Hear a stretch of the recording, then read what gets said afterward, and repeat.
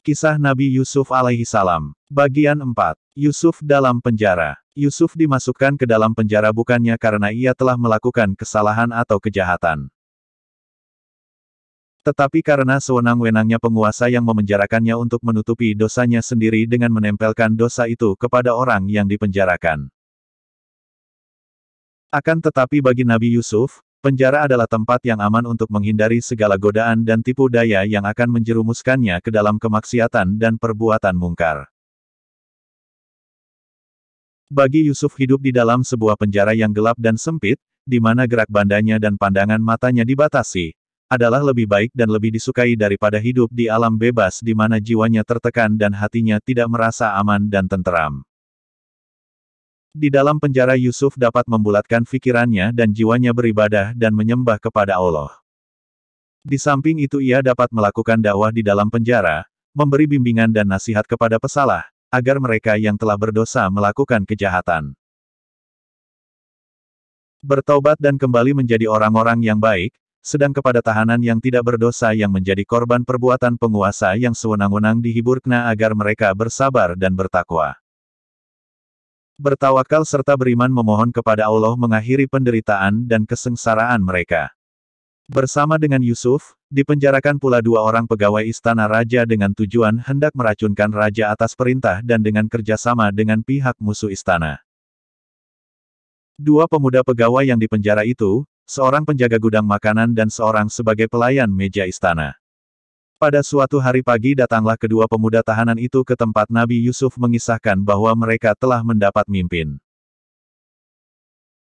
Si pelayan melihat ia seakan-akan berada di tengah sebuah kebun anggur memegang gelas, seperti gelas yang sering digunakan minumkan oleh raja, majikannya lalu diisinya gelas itu dengan perahan buah anggur. Sedang pemuda penjaga gudang melihat dalam mimpinya seolah-olah mendukung di atas kepalanya sebuah keranjang yang berisi roti. Roti mana disambar oleh sekelompok burung dan dibawanya terbang. Kedua pemuda tahanan itu mengharapkan dari Nabi Yusuf agar memberi tafsiran bagi mimpi mereka itu. Nabi Yusuf yang telah dikaruniai kenabian dan ditugaskan oleh Allah menyampaikan risalahnya kepada hamba-hambanya memulai dakwahnya kepada kedua pemuda yang datang menanyakan tafsiran mimpinya.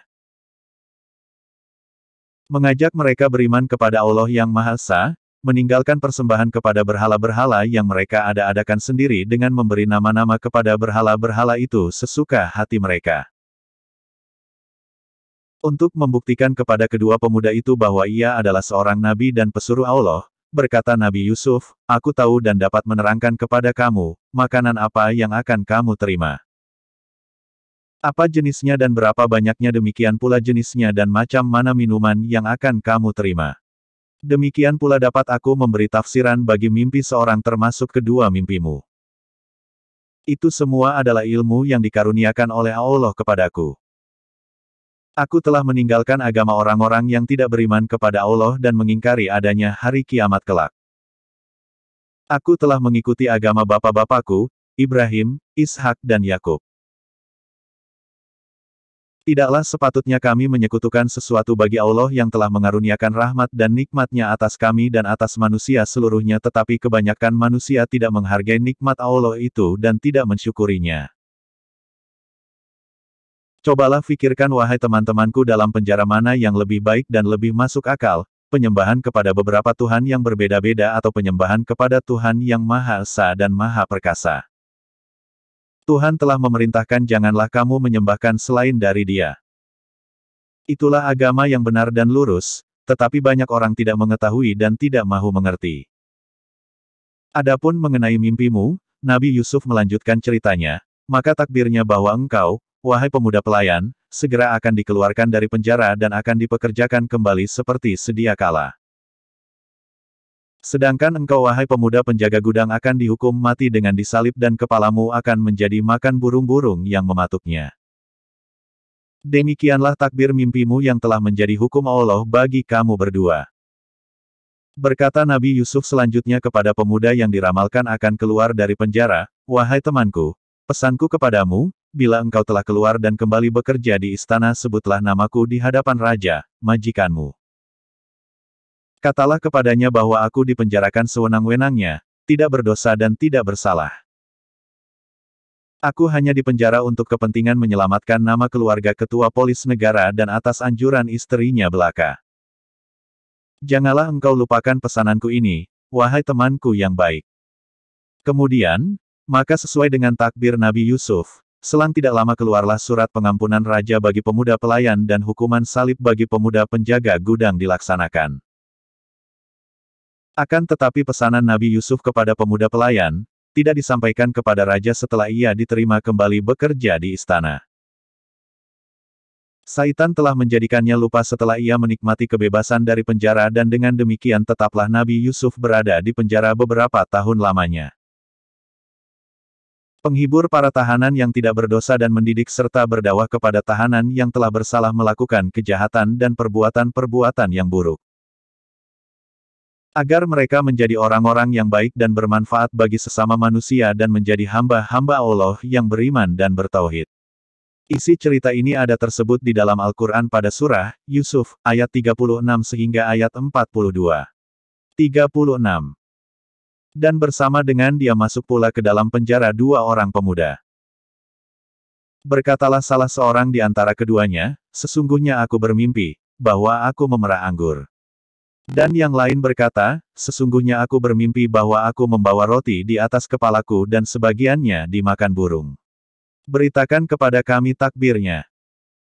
Sesungguhnya kami memandang kamu termasuk orang-orang yang pandai menakbir mimpi. 37.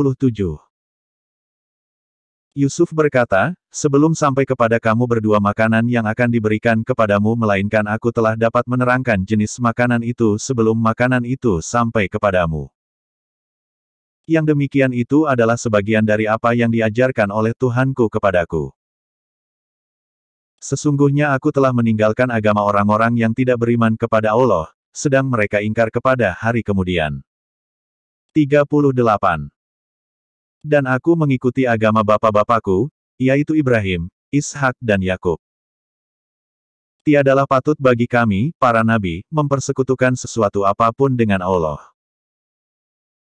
Yang demikian itu adalah dari karuniaan Allah kepada kami dan kepada manusia seluruhnya, tetapi kebanyakan manusia itu tidak mensyukurinya. 39. Hai kedua temanku dalam penjara, manakah yang baik, Tuhan-Tuhan yang bermacam-macam itu ataukah Allah yang Maha Esa lagi Maha Perkasa? 40. Kamu tidak menyembah yang selain Allah melainkan hanya menyembah nama-nama yang kamu dan nenek moyang kamu membuat-buatnya. Allah tidak menurunkan suatu keterangan pun tentang nama-nama itu. Keputusan itu hanyalah kepunyaan Allah. Dia telah memerintahkan agar kamu tidak menyembah selain Dia. Itulah agama yang lurus tetapi kebanyakan manusia tidak mengetahui. 41.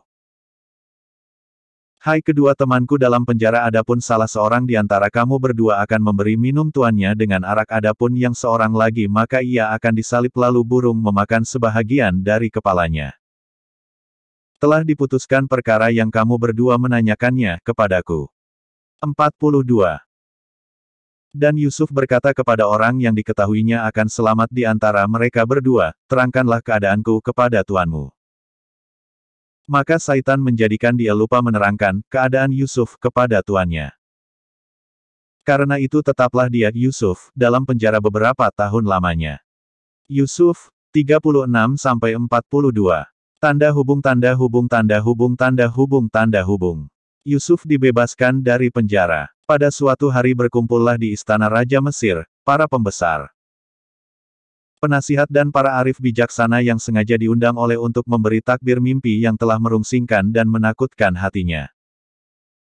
Ia bermimpi seakan-akan melihat 7 ekor sapi betina lain yang kurus-kurus. Di samping itu ia melihat pula dalam mimpinya 7 butir gandum hijau di samping 7 butir yang lain kering. Tidak seorang dari pembesar-pembesar yang didatangkan itu yang dapat memberi tafsiran takbir bagi mimpi raja bahkan sebahagian dari mereka menganggapkannya sebagai mimpi kosong yang tiada berarti dan menganjurkan kepada raja melupakan saja mimpi itu dan menghilangkannya dari pikirannya. Pelayan raja, pemuda teman Yusuf dalam penjara, pada masa pertemuan raja dengan para tetamunya. Lalu teringat olehnya pesan Nabi Yusuf kepadanya sewaktu ia akan dikeluarkan dari penjara dan bahwa takbir yang diberikan oleh Nabi Yusuf bagi mimpinya adalah tepat, telah terjadi sebagaimana telah ditakdirkan. Ia lalu memberanikan diri menghampiri raja dan berkata, "Wahai paduka tuanku. Hamba mempunyai seorang teman kenalan di dalam penjara yang pandai menakbirkan mimpi. Ia adalah seorang yang cakap, ramah dan berbudi pekerti luhur. Ia tidak berdosa dan tidak melakukan kesalahan apapun.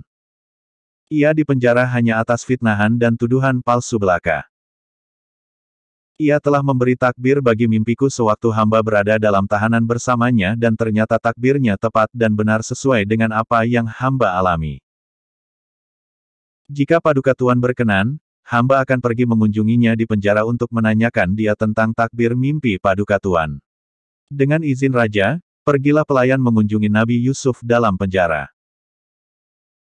Ia menyampaikan kepada Nabi Yusuf kisah mimpinya raja yang tidak seorang pun dari anggota kaki tangannya dan para penasihatnya dapat memberikan takbir yang memuaskan dan melegakan hati majikannya.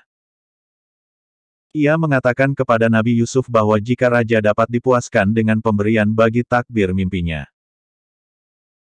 mungkin sekali ia akan dikeluarkan dari penjara dan dengan demikian akan berakhirlah penderitaan yang akan dialami bertahun-tahun dalam kurungan. Berucaplah Nabi Yusuf menguraikan takbirnya bagi mimpi raja, negara akan menghadapi masa makmur, subur selama 7 tahun.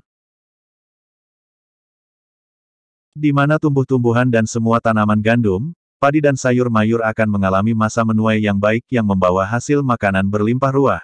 Kemudian menyusul musim kemarau selama 7 tahun berikutnya di mana sungai Nil tidak memberi air yang cukup bagi ladang-ladang yang kering. Tumbuh-tumbuhan dan tanaman rusak dimakan hama sedang persediaan bahan makanan, hasil tuaian tahun-tahun subur itu sudah habis dimakan. Akan tetapi, Nabi Yusuf melanjutkan keterangannya. Setelah mengalami kedua musim 7 tahun itu akan tibalah tahun basah di mana hujan akan turun dengan lebatnya menyirami tanah-tanah yang kering dan kembali menghijau menghasilkan bahan makanan dan buah-buahan yang lazat yang dapat diperah untuk diminum.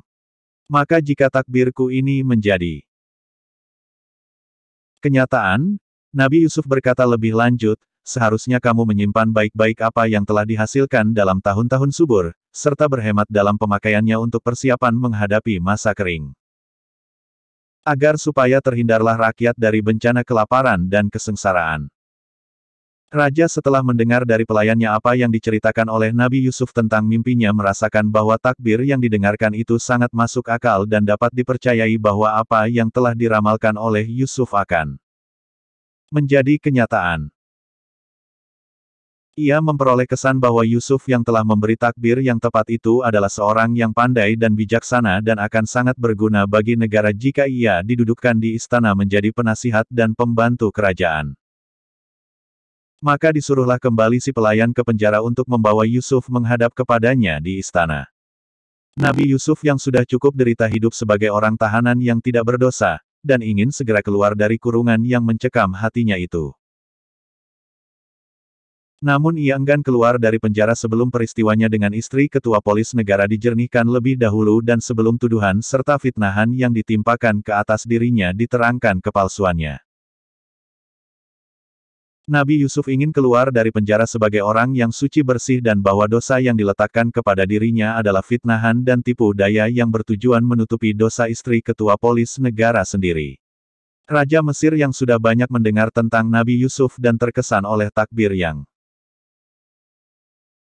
diberikan bagi mimpinya secara terperinci dan menyeluruh makin merasa hormat kepadanya, mendengar tuntutannya agar diselesaikan lebih dahulu soal tuduhan dan fitnahan yang dilemparkan atas dirinya sebelum ia dikeluarkan dari penjara. Hal mana menurut pikiran raja menandakan kejujurannya, kesucian hatinya dan kebesaran jiwanya bahwa ia tidak ingin dibebaskan atas dasar pengampunan tetapi ingin dibebaskan karena ia bersih dan tidak bersalah serta tidak berdosa. Tuntutan Nabi Yusuf diterima oleh Raja Mesir dan segera dikeluarkan perintah mengumpulkan para wanita yang telah menghadiri jamuan makan Zulaiha dan terhiris hujung jari tangan masing-masing ketika melihat wajahnya. Di hadapan raja mereka menceritakan tentang apa yang mereka lihat dan alami dalam jamuan makan itu serta percakapan dan soal jawab yang mereka lakukan dengan Nabi Yusuf. Mereka menyatakan pesan mereka tentang diri Nabi Yusuf bahwa ia seorang yang jujur, soleh, bersih dan bukan dialah yang salah dalam peristiwanya dengan Zulaiha.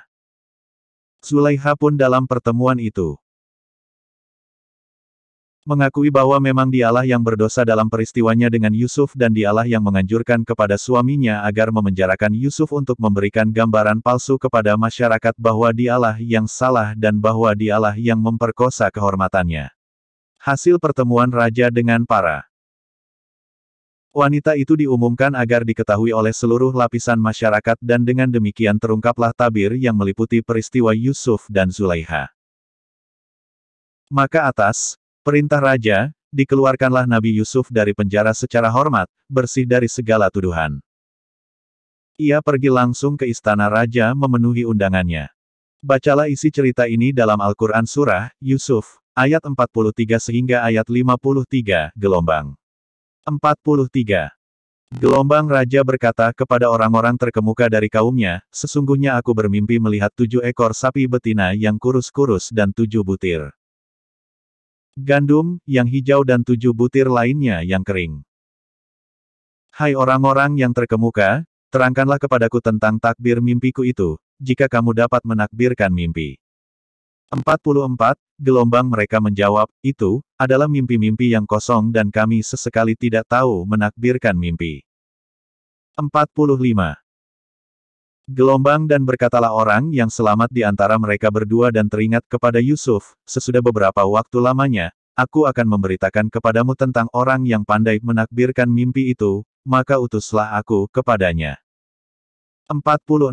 Gelombang setelah pelayan itu berjumpa dengan Yusuf ia berseru, Yusuf, hai orang yang sangat dapat dipercaya.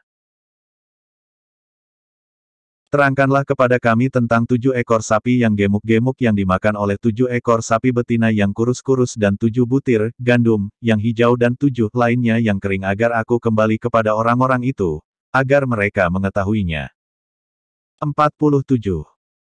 Gelombang Yusuf berkata, supaya kamu bertanam 7 tahun lamanya, sebagaimana biasa maka apa yang kamu tuai hendaklah kamu biarkan di butirnya kecuali sedikit untuk kamu makan. 48.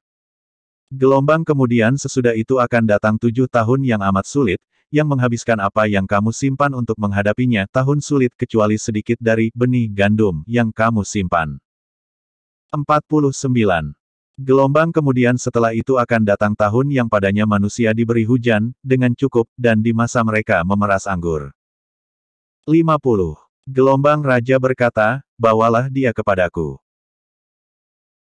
Maka tatkala utusan itu datang kepada Yusuf, berkatalah Yusuf, kembalilah kepada tuanmu dan tanyakanlah kepadanya bagaimana halnya wanita-wanita yang telah melukai tangannya. Sesungguhnya Tuhanku, Maha mengetahui tipu daya mereka. 51. Gelombang raja berkata, kepada wanita-wanita itu, bagaimana keadaan kamu ketika kamu menggoda Yusuf untuk menundukkan dirinya kepadamu? Mereka berkata, Maha sempurnalah Allah. Kami tidak mengetahui sesuatu keburukan darinya. Berkata Zulaiha, istri Al-Aziz, sekarang jelaslah kebenaran itu. Akulah yang menggodanya untuk menundukkan dirinya kepadaku, dan sesungguhnya dia termasuk orang-orang yang benar. 52. Gelombang Yusuf berkata, yang demikian itu agar dia, Al-Aziz, mengetahui bahwa sesungguhnya aku tidak berkhianat kepadanya di belakangnya, dan bahwasanya Allah tidak meridai tipu daya orang-orang yang berkhianat. 53. Gelombang dan aku tidak membebaskan diriku dari kesalahan, karena sesungguhnya nafsu itu selalu menyuruh kepada kejahatan, kecuali nafsu yang diberi rahmat oleh Tuhanku. Sesungguhnya Tuhanku Maha Pengampun lagi Maha Penyayang. Yusuf, 43-53. Bersambung bagian 5.